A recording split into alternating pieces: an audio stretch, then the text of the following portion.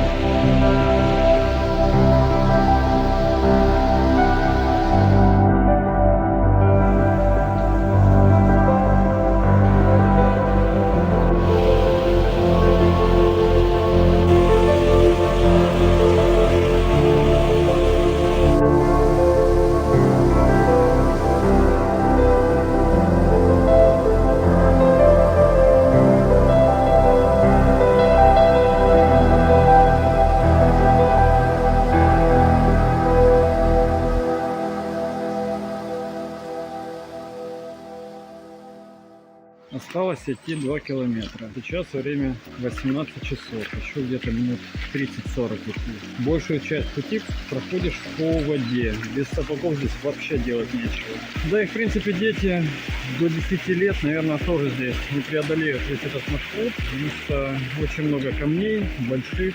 Очень много приходится переходить через ручей. Очень много острых камней. Перепад высот большой. Где-то нужно залезть на горку, где-то слезть с нее.